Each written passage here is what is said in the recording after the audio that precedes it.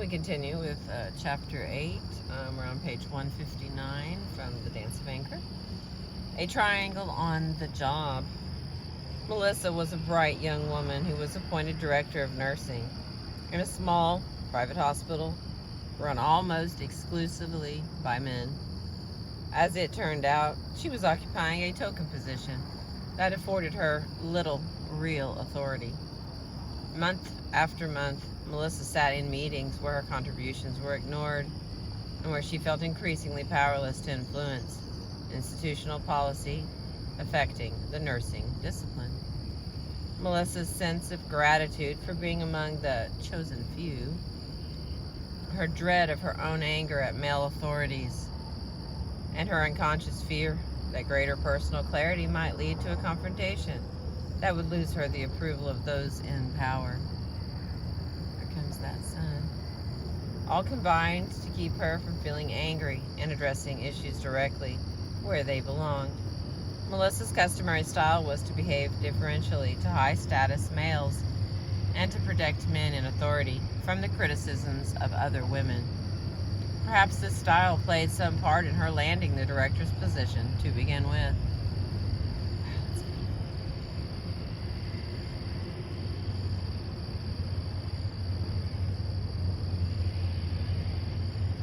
Melissa began to deal with her underground anxiety and anger in a triangular fashion. First, she began to supervise her nursing staff very closely, moving in quickly at the slightest hint of a problem.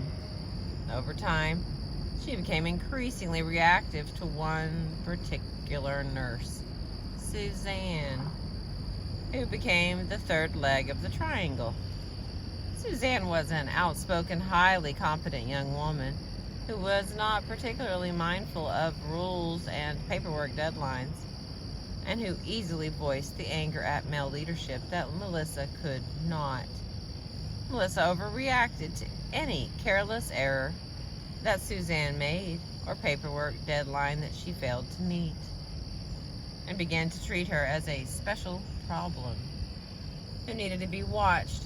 For example, Melissa wrote long memos to another of Suzanne's supervisors about Suzanne's late paperwork rather than express her concerns directly to her.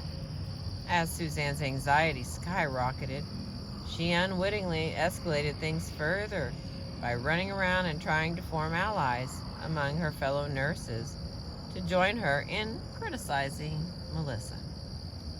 Tensions between the two women continued to mount. Suzanne's late paperwork became a more serious problem, and 6 months down the road, Melissa fired her with the seal of approval from her male superiors. Melissa and Suzanne were involved in a triangle that began at the highest levels of the organization. The relationship between Melissa and her male superiors could stay calm and non-conflictual because the underground anger was played out lower down the hierarchy.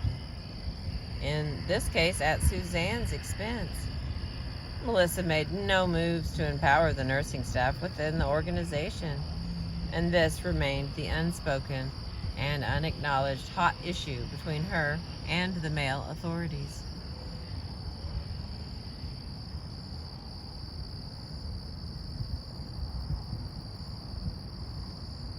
Was Melissa then the cause of the problem?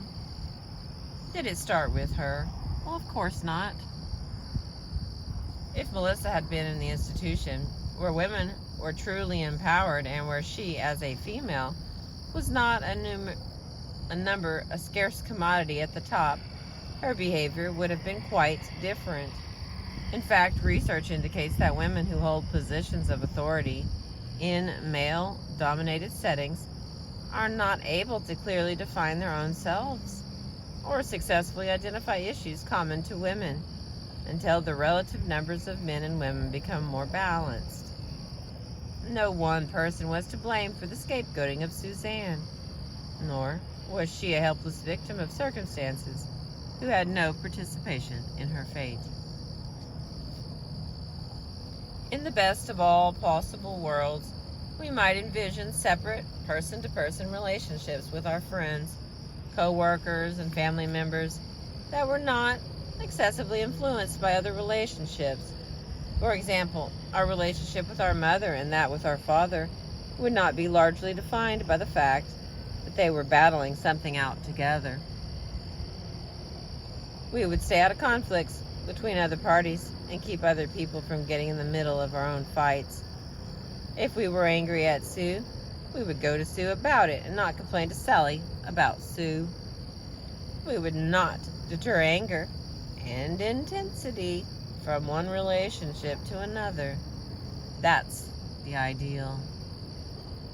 However, we achieve it only more or less. Triangles are present in all human systems. When anxiety mounts between two people or conflicts begin to surface, a third party will automatically and unconsciously be drawn in.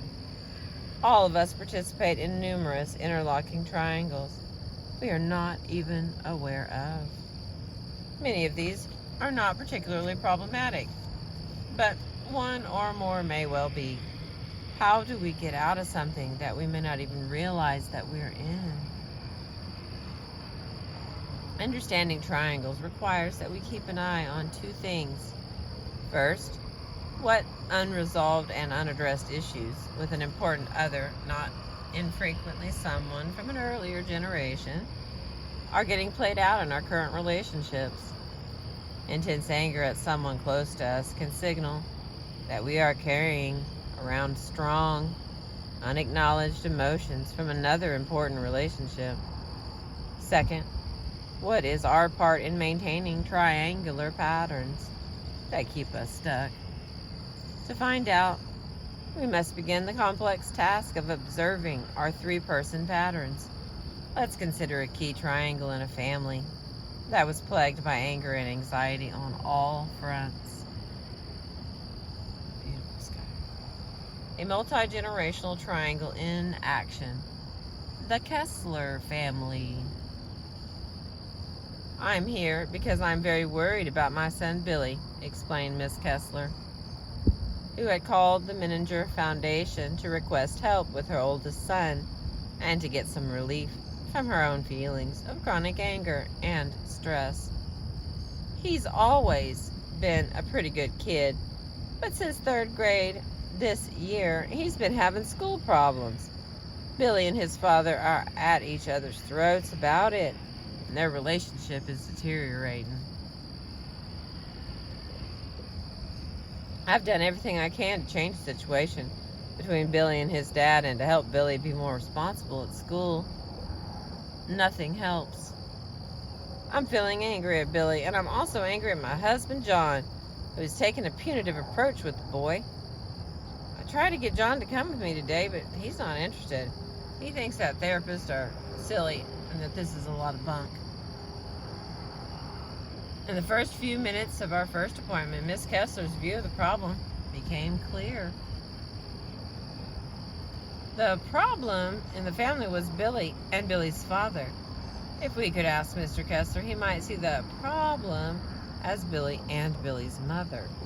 It is expectable, predictable, and quite normal for family members to define a problem in this way. When we feel angry, we tend to see people rather than patterns as the problem. Below is a diagram of the Kessler's nuclear family. Squares stand for males and circles for females. The horizontal line connecting a square and a circle indicates a marriage.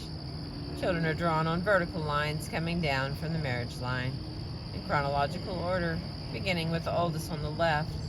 We can see the 8-year-old Billy is the firstborn child, who has a 6-year-old brother Joe and a 4-year-old sister Anne.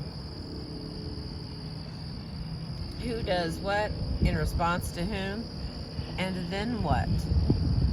What is the interactional pattern in the Kessler family that gets set in motion around Billy's school problems? All of us individuals and families react to stress in predictable, patterned ways. If Miss Kessler is to use her anger as a guide for changing her position in the family, her first task is to learn to observe the current stuck patterns.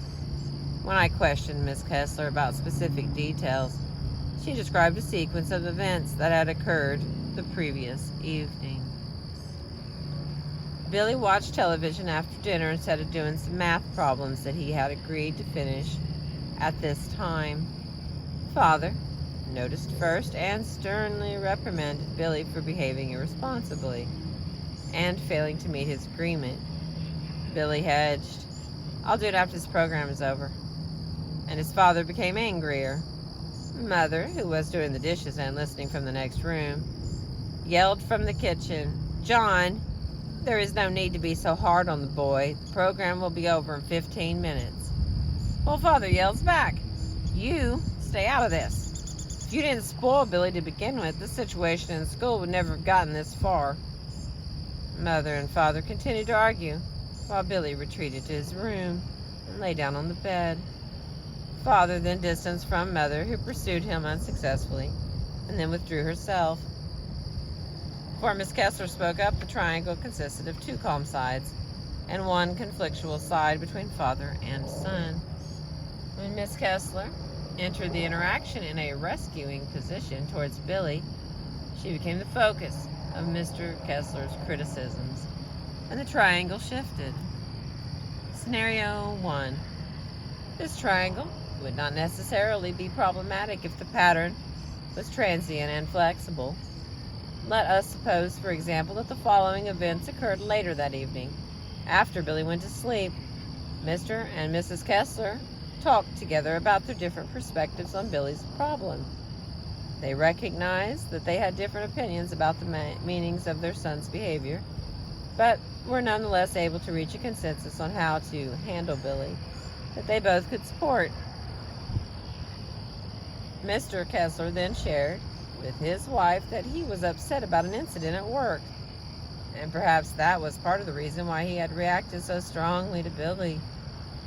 Miss Kessler speculated that perhaps she was especially sensitive to his criticizing Billy because her own dad was always fighting with her older brother, also a firstborn son, just like Billy, and this had been very stressful for her. Mr. and Mrs. Kessler would leave the subject of Billy behind as they moved on to talk about other issues in their personal or work lives, or in their relationship together. Scenario 2. But such flexibility did not characterize the Kessler family. Instead, Miss Kessler was describing a repetitive pattern that was moving in increasingly rapid and intense cycles. When this family was under stress, the following occurred. Father was stuck in a blaming position towards Billy.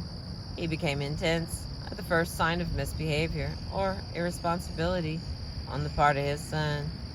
"You're going to get into deep trouble if you don't shape up." Mother was stuck in a rescuing position towards Billy and a blaming position towards Father.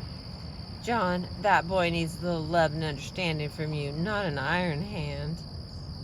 Sometimes she would adopt the role of the mediating or fix-it person. She would offer both her husband and her son advice on how they might better handle each other and themselves. Billy was stuck in the under-functioning position in the family. He had already acquired the label problem child at home and in school, and he was the overriding focus of parental worry and concern. Last, but definitely not least, Mr. and Mrs. Kessler were stuck in repetitive cycles of fighting over how to parent, in which Mr. Kessler stood for law and order, and Miss Kessler for love and understanding. The emotional intensity of these fights deflected and obscured other important issues in their marriage and their personal lives. What now, Miss Kessler? During the following weeks, Miss Kessler learned to observe her own anger as well as the family's pattern of interaction around Billy's problematic behavior. Now she could more clearly identify her characteristic style of handling stress. She saw that she assumed a rescuing position towards Billy. a blaming position toward her husband, and occasionally a peacemaking or mediating position between Billy and his father. Miss Kessler also noted that her participation in the old pattern was not effective. Whenever she tried to come to Billy's defense, her husband perceived her as siding with Billy and turned his criticisms against her. Miss Kessler was now ready to think about her options for moving differently.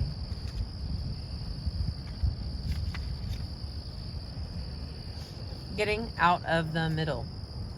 When we continue unsuccessful efforts to intervene in another relationship, we are part of the triangle. The most difficult job that Miss Kessler had before her was to let her husband and son fend for themselves and manage their own relationship without her. Here is what she did. First,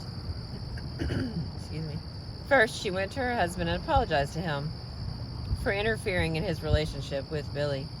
She admitted that she might have made things worse by thinking that she had any answers or advice for either of them about their relationship. She empathized with her husband's worry about Billy and praised his involvement as a father and his efforts to help his son grow up to be a responsible person. She expressed confidence that he and Billy could work out whatever problems they had. To her son, she said, "Billy, I realize that I've been getting exhausted by rushing in and playing the role of your American Red Cross when you and your dad argue. You're a smart kid and you know what gets your dad's goat. I am sure that you and your dad will be able to work things out together. And from now on, you're on your own." Next, Miss Kessler did her best to stay calm and stay out when the counter moves come rolling in. Predictably, the other family members made some attempt to up the ante and reinstate the old triangle. Father took off his belt to Billy, whereas previously he had gone after his son only with harsh words. Billy ran to his mother, tearfully complaining about his father's cruelty. Even Billy's younger siblings got into the act.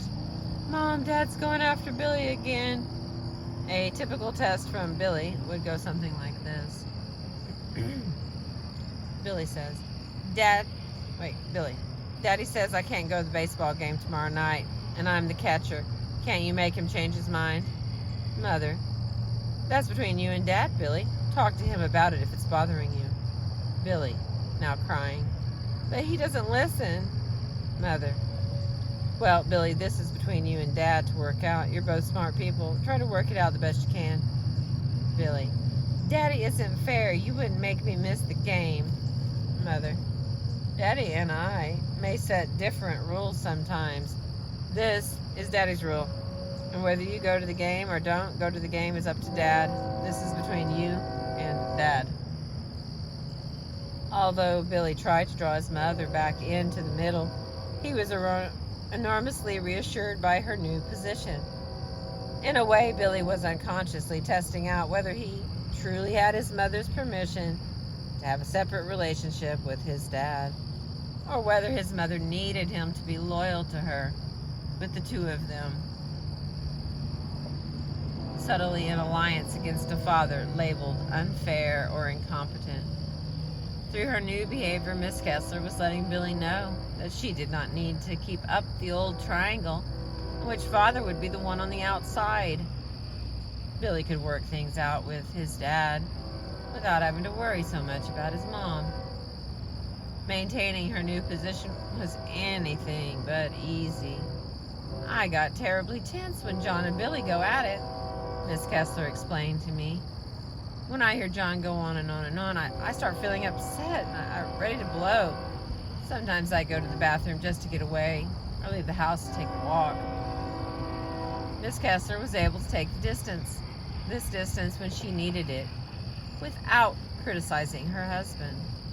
In a calm, non-blaming manner, she explained to him, "When you and Billy start getting riled up, I sometimes react by getting uncomfortable and upset. I'm not sure what my reaction is about, but when I start to feel this way, I may leave the room or take a walk because that helps." She made it clear to her husband that she took responsibility for her own feelings and reactions, and she was not blaming him for causing her discomfort. Throughout the process, Miss Kessler conveyed confidence that her husband and son could take care of their own relationship without her help. But what if Miss Kessler believes that her husband might physically abuse their son? Obviously, she will need to take a firm position against violence and protect Billy as best she can, even if this means calling the police. However, violence will be least likely to occur if she can do this without reinstating the old triangle. His triangles greatly increase the probability of escalating aggression. For example, she might say to her husband, ideally at a relatively calm moment, "I need to tell you that I have a real fear that things between you and Billy will heat up to the point where he gets injured. I know that I can't solve anything between the two of you, but I can't live with violence. If that happens, I will do whatever is necessary to separate the two of you." To Billy, she might say pretty much the same thing. "I know that in the long run, you and your dad have to work out your own problems.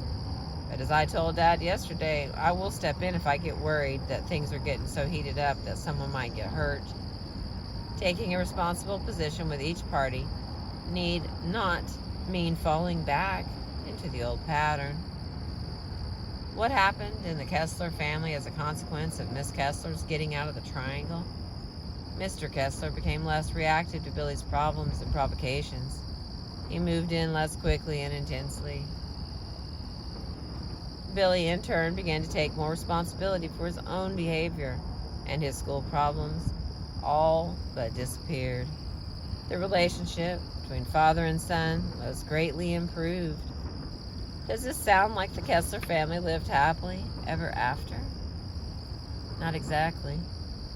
First, Mother and Billy started to have open conflict in their relationship. Further, marital issues concerning closeness and distance surfaced between husband and wife. Mr. Kessler became depressed and called me for an appointment, despite his disapproval of therapists. Why did this happen? Triangles serve to keep anxiety-arousing issues underground, and that is why we all participate in them. When a triangle is disrupted, and we begin to have a person-to-person relationship with each family member without a third party interfering, hidden issues surface. This is emotionally difficult, but it also provides us with an opportunity to stop focusing on others and look more closely at ourselves.